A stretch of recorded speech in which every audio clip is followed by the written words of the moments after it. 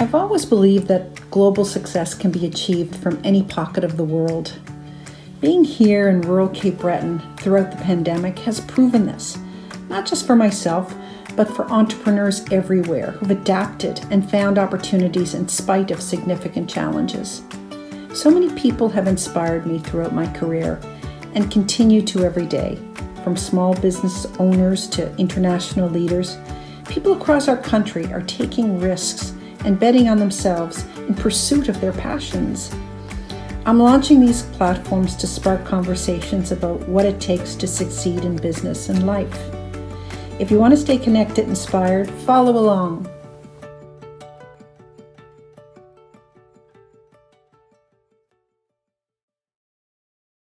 As a recognized thought leader on gender equality, diversity, and inclusion, Deborah Gillis has dedicated her career to driving social change. Deborah's unique blend of passion, strategic vision, and entrepreneurial spirit is helping her lead change as president and CEO of CAMH Foundation in transforming how Canadians understand and address mental illness in the workplace and in society.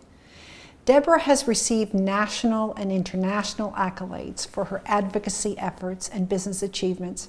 In 2016, she was named as one of Canadian Business Magazine's 10 most powerful business people and was awarded the Foreign Policy Association Medal. Born in Glencoe Station, Cape Breton, her humble roots have helped her create and trailblaze an important, dynamic, and inspiring career that has helped thousands of people throughout our country. She is fierce, brazen, and someone I cherish as a dear friend.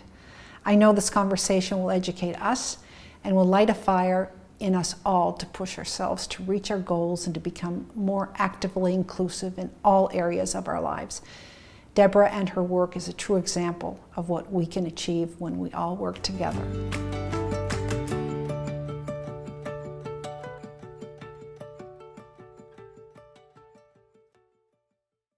Deborah, so good to have you here in Cape Breton, Nova Scotia, on this beautiful island. And I love that we're sisters because we both come from here.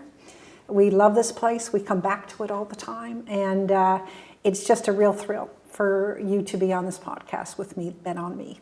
So thank you for being here. It's a thrill to be with you and to spend time with you, as I've had a chance to do in so many different ways. And you have been an inspiration and a role model for me. But we're interviewing you. Well, okay, Deborah, love you. But that's part of the story. Yes, it is. Right? It is part of the story. Yeah. But let's start. Glencoe Station is where you were raised and brought up, right? Tell us a little bit about your upbringing here on Cape Breton Island. Well, I was actually born in Toronto and moved. We won't hold that against you. Don't hold that against me. Moved back home to where my parents grew up in Cape Breton when I was going into third grade. Wow. And I say that as context because I was a city kid. Yeah. I was born in Toronto, started school in the city, and I came to Glencoe Station. We moved into an old farmhouse that no one had lived in for many years. There was, when we moved in, no running water. There was no bathtub, no toilet. There was no central heating. And most of that didn't change. We did some improvements to the house, but the whole time I grew up, my mother cooked on a wood heated stove. There was no central heating. We had no bathtub or shower in our house until we moved into a new house when I was starting high school. So it was a big shock to me as a kid. Why did they come back? They came back for the reasons all Cape Bretoners come back. The love and attachment to the place, the connection to community and family, the real strong pull to be home that certainly I understand now as an adult, and for many of the same reasons continues to draw me home and to spend time here. Cool. So you went to, what was it like making the adjustment to go to school here? You know, it was, I remember this. I was the teachers and principal, I guess, talked to my parents about holding me back a grade because they weren't sure about the kind of quality of my education and whether I was on par with the other grade 3 students. And it was just a surprise. I mean, we lived on a gravel road. I was taking a school bus for the first time. All of those things were very new and different to me. And but you know, I look back on it and I'm so grateful that we're blessed. That's where my family decided to, you know, come home and set down our roots, because I frankly think that everything that I've been able to do and had the opportunity to do in my life comes back to that deep sense of community and family and connection that is so much of what kind of lifts us up and, you know, puts the wind in our sails. I think it's a strategic advantage we have. You know, I was brought up in the same way. You know, farmer's daughter. It was, you know, it would be so cold that the woolen blankets would freeze to the wooden base of the beds. That for 3 months at a time. That's how cold that we lived. So we understand and knew that, and I think that is an advantage. We have a baseline that's really wonderful. It was challenging a bit, but it was wonderful to go back to, and I think that's a big part of your success. Well, you have such a sense of who you are, because there's such a deep connection to where you come from. Right. So where I moved, the house my parents built when I was moving into high school, where they continue to live today in Glencoe, is on property that belonged to my great-great-grandparents. Wow. We were surrounded by this sense of connectedness. And again, I think that that's part of the grounding that you take with you, and whatever you do or wherever you go, you have that groundedness that comes from such a deep sense of understanding who you are because of this network or community. Yeah, I often say to my family, many of whom live here, they have no idea what a wonderful place this is to live in, and the community in it. And I see the difference, right, when I come back here, and to be so connected is such a big advantage. So so you finished grade 12 here. What did you do next? I started my undergrad at St. FX, and I did the first 2 years there, and then I was very interested in federal-provincial relations and the Canadian Constitution. Strange, I know. I was an interesting young person where, as a teenager, there were equal numbers of posters in my room of, you know, rock stars and actors and political leaders that I admired. So I had this real interest in the Constitution, and it really started back in high school. So in the early 80s, when the patriation reference was happening, I was fascinated by that whole process. And there are two things that I remember distinctly from that time. One was our teacher turning on the TV so that we could watch the patriation reference decision from the Supreme Court of Canada, first time that one had been televised nationally. And also I remember the fight that a group of women leaders in Canada led to have equality rights included in the Charter of Rights and Freedoms. Was that Rosie Abella? Yeah, and a whole group of women who really pushed, and ultimately were successful. As a young woman, I remember that, and so I had this notion in my head that a way that you can make change and have a real difference for people's rights was to be a constitutional lawyer. That's what I thought I was going to do. So I took myself to York University to study with some of the professors there who were leaders in that field. And, you know, and then path kind of leads you. It led me to appear before the Ontario Select Committee that was examining the Meech Lake Accord as a graduate student. And that led me to my first job post-university, which was advising the government of Ontario on the negotiation of the Meech Lake Accord, and then ultimately the Charlottetown Accord. So I'm fresh out of university. I'm in the right place at the right time. Wow. And what assignments? It was incredible. My first job was something that felt like we were fighting for the future of our country. Yeah. So it was a pretty cool place to be, and kind of a long way from the gravel road in Glencoe Station, frankly. Yeah, I can imagine that. And you did that for how many years? How long were you working in federal and provincial government? I never worked in the federal government, but I spent several years in the provincial government in several different portfolios. I had, after intergovernmental affairs, I spent time at what is now advanced education or training colleges and universities. And probably one of the most incredible experiences I had was joining the Cabinet Office as a policy advisor. That was at the time that Bob Rae was Premier. And because of the agenda of the government at that time, I had the opportunity to work on a number of social justice files, from employment equity to anti-racism to what we then called Aboriginal self-government. And that led you into your vocation, really, outside of government, right? I mean, you saw really the social issues. You see, you've got a great lens, because I know that you see economic issues as well, but your lens of social issues are deep, and I think they really helped you develop going forward. Did you go to Catalyst after that? No, I mean, I did some time. I spent time in the private sector. I worked for two consulting firms, both PricewaterhouseCoopers and Grant Thornton, in Toronto and in Halifax. And so that gave me a lens on the business world that I layered on top of the experience that I had in the public sector.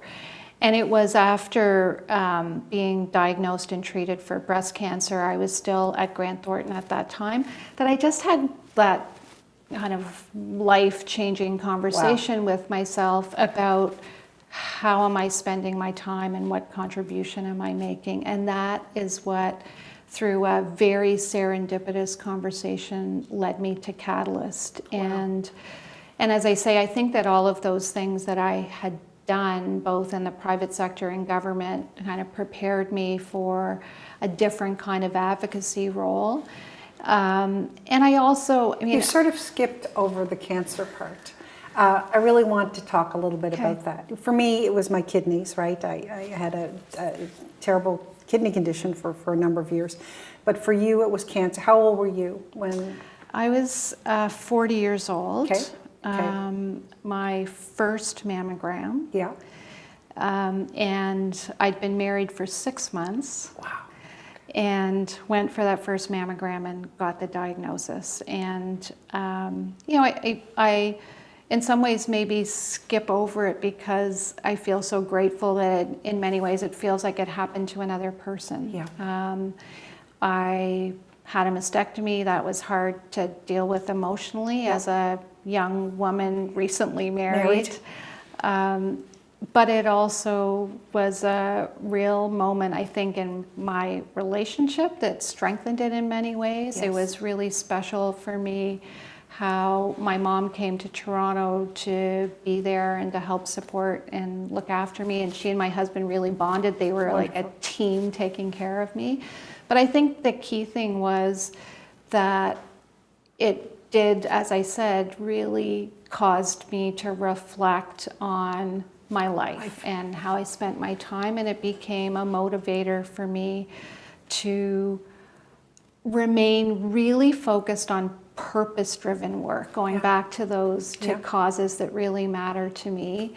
And the Catalyst one, I mean, the opportunity to support and advocate for women's fair opportunity to have careers and advance through business was something I'd actually done a debate about when I was in high school. I found the notes many years later be it resolved that women earn the same as men. Yeah.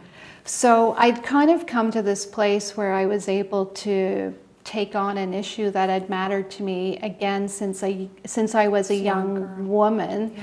And that's where I first met you. And you were I know you said this is not about you, it's about me, but you were the first woman leader that I met who was from here. Yeah. Yeah. And that was incredibly inspiring to me, again, to see someone who had come from where I did, and really reinforced the message that we give to so many women. You can't be what you can't see. Right. And Right. you were that for me and many others. Yeah, look, you have so inspired me in so many ways, Deborah, and you know that. And that would have been how many years ago now? Is that 20 years ago? Not quite. So, 2006 I joined Catalyst. Okay. You were still at Home Depot at that time. Yeah, until 2011, yeah. No, what great work that you did there. And you really put Catalyst on the map in Canada. And so you did that for how many years? I was at Catalyst from 2006 to 2018, but in the course of that went from leading the Canadian organization to being named the global CEO. And just the global CEO, is that all? Well, do you know how big a job that was? Do you realize how big that job was? It was an incredible opportunity, and I loved every minute of it. It was to go and live in New York, and our office was based on Wall Street, to be working alongside and advising some of the biggest businesses and leaders in the world was pretty incredible. And you had access to so many leaders, Deborah. I know the connections you've made to the leaders in Canada, but also global, right? You had access to all of them. Tell us a little bit about that. Tell us a little bit about, an example of someone you really admired, that really wanted to bring equality to women in terms of their careers and their leadership positions. There's so many. There are lots. But I'll name a couple who were special to me during my time at Catalyst. The first that I'll speak about is Bill Down, who's the former president and CEO of BMO, a friend of yours, someone who received an honorary degree from Cape Breton University. Yes. I have such fondness and respect and admiration for Bill as a leader and as a person, and as someone who just firmly was committed to this work, mattered to him. And when he, like many great leaders, takes something on, he's all in. Yeah. And he was also a great mentor and support to me, particularly as I made the transition from the Canadian role to the global role. He was a real sounding board and someone that I could turn to for advice. And the other that I'll mention was Peter Voser, who was the chair of the board when I stepped into the role. He had been the CEO of Royal Dutch Shell, biggest company in the world, and then moved into the chair role at ABB. But again, here was someone who was, one of the most senior business leaders in the world, firmly committed to this agenda, making time to take on this role, and also acting as someone who really was a mentor and guide to someone, in my case, who was a brand new CEO. And I felt just exceptionally lucky that I had kind of his guidance and support along the way. And I share often one of my favorite stories about Peter. So again, he's in this incredible job. He's such an important person. I remember my first one-on-one conversation with him. He had 2 phones on the table, and I said to him, "Oh, it must be so tough for you with 2 phones, busy job." And he said, "Well, actually, one of these is my personal phone and one is my work phone." He said there was only one person in Shell who has the number of my personal cell phone. He said, that person can reach me any time of the day or night. If there's an emergency or an issue anywhere in the world, I am available. But that's for my family. Yeah, it's nice. And he just, it was a reminder as a young, again, new CEO to draw boundaries between your work and your family, and that even the most senior and busy leaders in the world can do that to make sure that they're there for their family and friends when they're there, and they're fully at work when they are. Absolutely. So, two examples. They're great examples. And, you know, at that time, we started spending time together. Remember the work that we did together on women's leadership and the promotion of women in business with the council, the Canada-U.S. Council. And out of the 10 women, I think 7 of them were Canadians, right? Even on the American side. Exactly. I think I was technically an American Yes. appointee, Yeah, but maybe. I was kind of straddling, the border. But we did great work there. In the day, I think that we were in the Oval Office with the Prime Minister and the President. I don't think you were physically there, were you? No. No. That was fascinating. It really was. And but we did lots of good work together. We really did. And so, but you know, let's go on to some of the most important work you are doing in your life today. I remember that call from you. You're in New York, and you're saying, Annette, and I was on the foundation board at the time of CAMH, the Center for Mental Health and Addiction, one of the great research hospitals of the world, and certainly the preeminent hospital for mental health and addiction in Canada, and at which you are the CEO of the foundation today. But I remember that call, and you said, Annette, I'm looking for some advice. It's interesting. I think, was it 2016? Was it 16 or 17? 17, because I took it in 2018. Yeah, I think it's time that maybe I come back to Canada. And there is an opportunity. Tell me about CAMH. Tell me the real story about CAMH. And of course, I've had 20 years at CAMH, and the good and the bad and the positives, and so then you entered into some sort of competition, which you won the gold medal at the first interview, I'm told. But tell us that journey. Tell us about why you did this, why you focused on mental health, why this was a really important cause for you. Yeah, so I'd say a couple of things about how it came to be. The first was there had been some stuff that happened in my family here in Cape Breton the summer of 2017. Yeah, it happens in every family. Yeah, Yep. Something happens. Yep. And it was, again, one of those reminders of how important your family is and being close and connected is. At the time, I was, as I said, with Catalyst living in New York. And I said to many people, I loved my job, but I didn't love my life. And that was because I felt sort of disconnected from my social network, from my family, from my friends.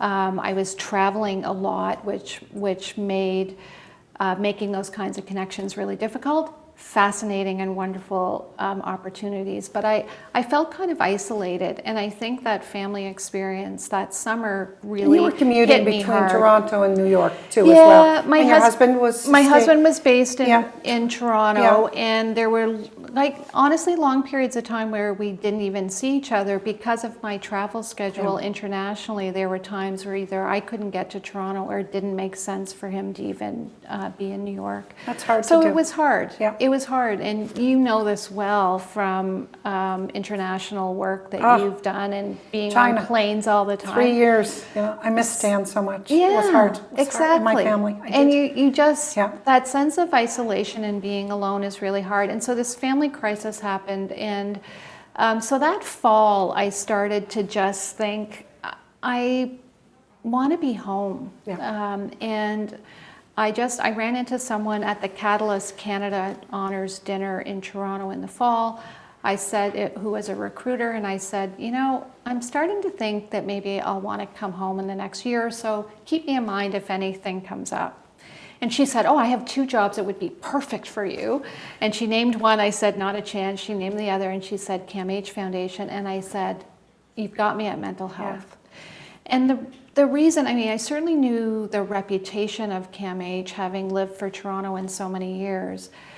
But as I said earlier, I made a decision years ago. My work was always going to be purpose-driven. Mm-hmm. And, you know, to that point, I knew as well that the many connections and relationships that I had made in my time at Catalyst would allow me to get a role in the private sector if that's what I chose to do. Yeah.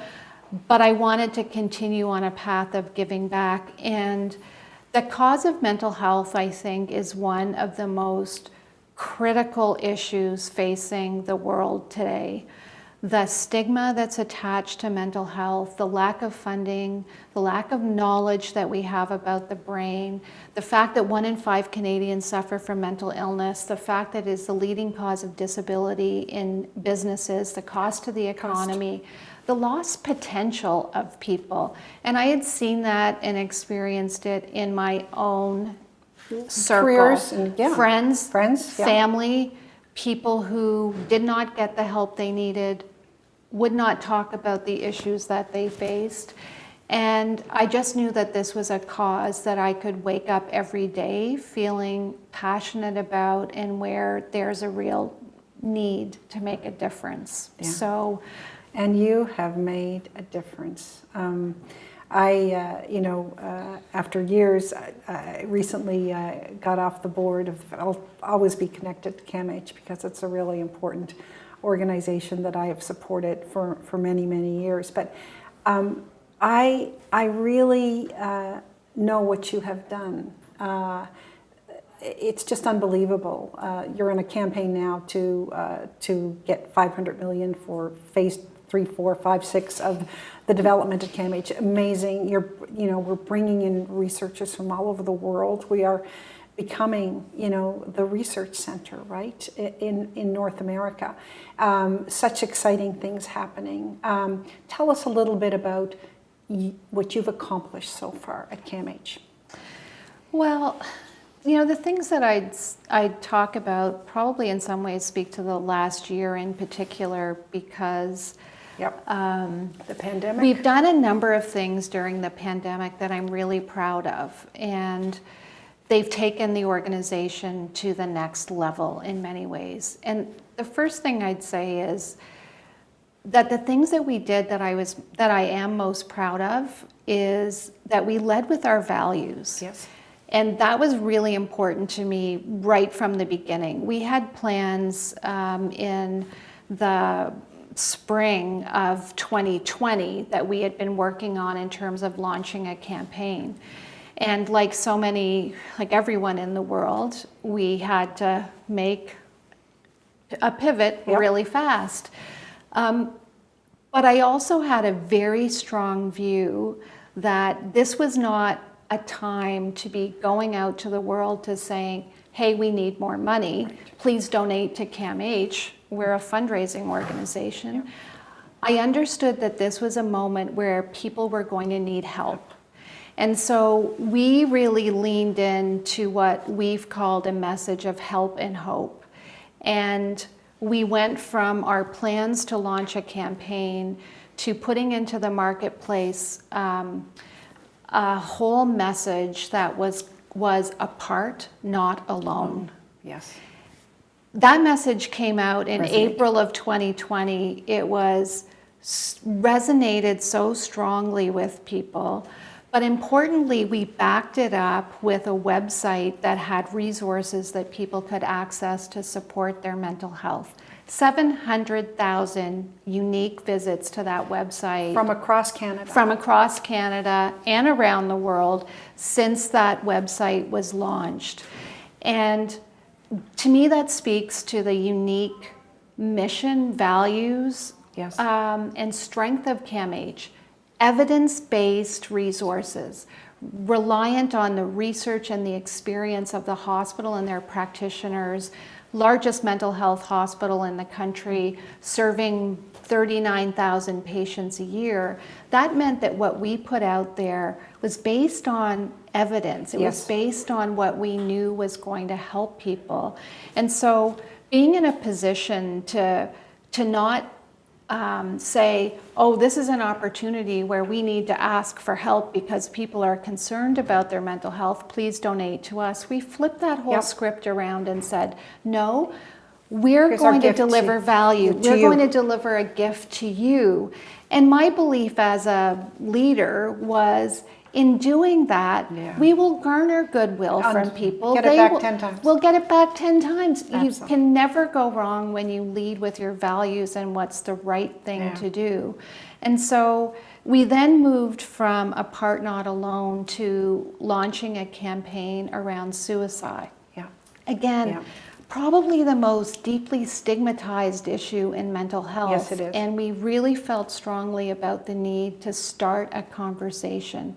51 million impressions in social media on this campaign over the course, and life-changing stories of people telling us how the materials that we produced, the messages that we showed, just changed and saved their lives.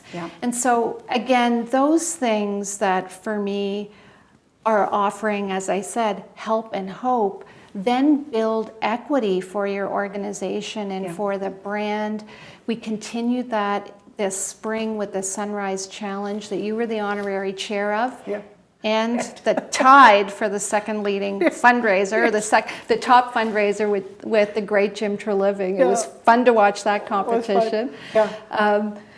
But there was another example where our goals for that, like we blew off the charts in terms of the number of participants. 20,000 first-time donors to CAMH. Unbelievable.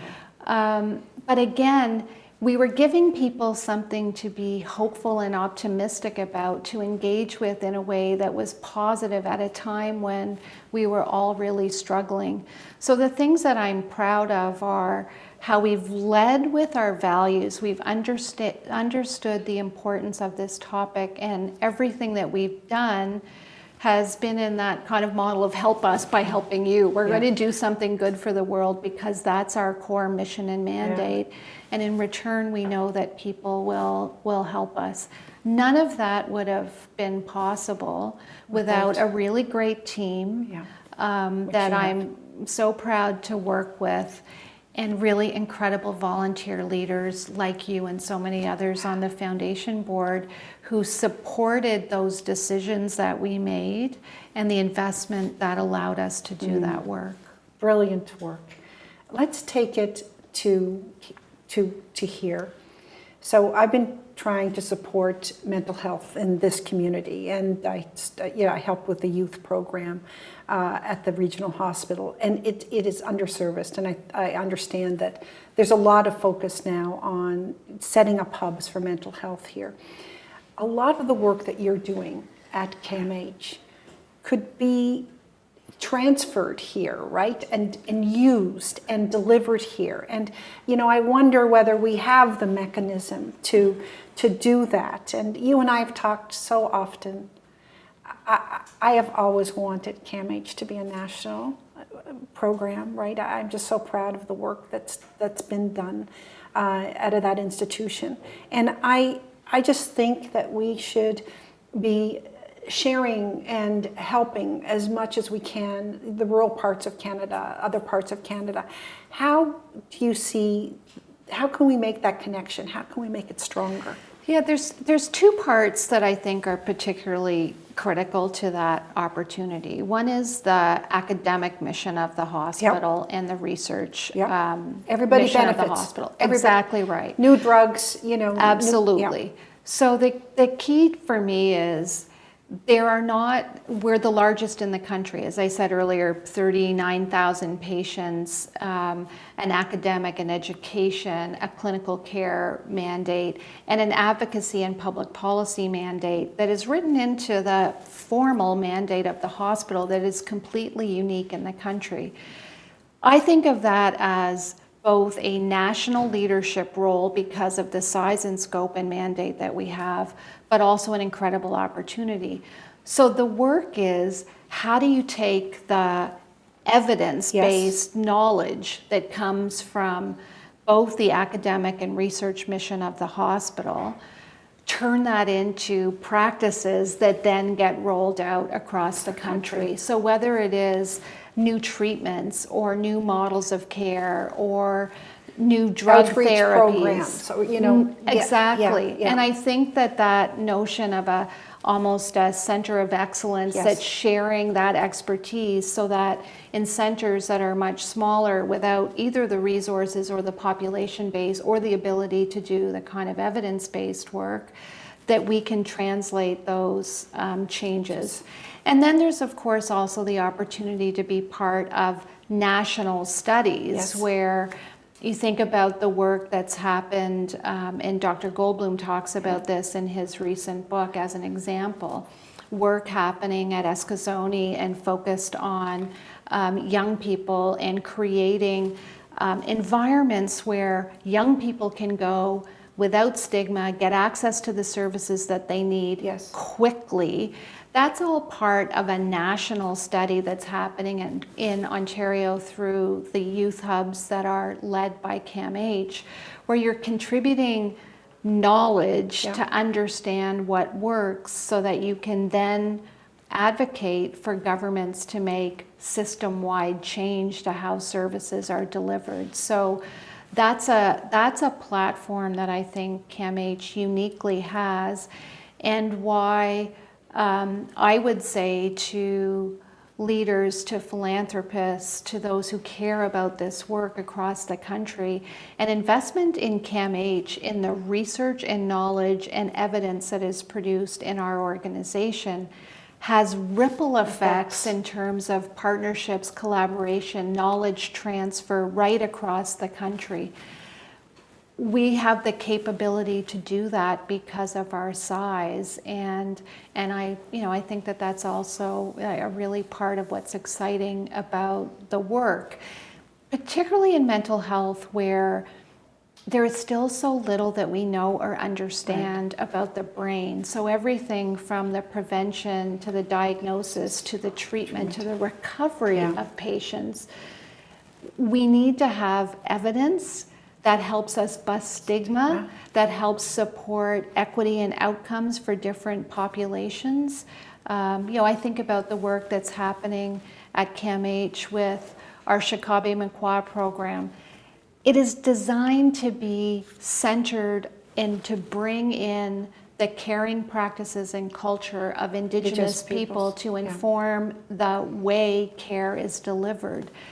That's transformational. It is. The learning that comes from that, again, are examples that can be shared in all parts of the country at a time when we really need them. So absolutely, it's a very exciting place to be. We have so much to learn from the Indigenous peoples, right? I mean, in every aspect of nature and life, and it's really wonderful to see the work that you're doing, because that was really led by you. You've really pushed that hard, which is really wonderful. I really look at this view that we have in front of us. This is the west coast of Cape Breton Island. This is Inverness Beach. I think it's 7 kilometers.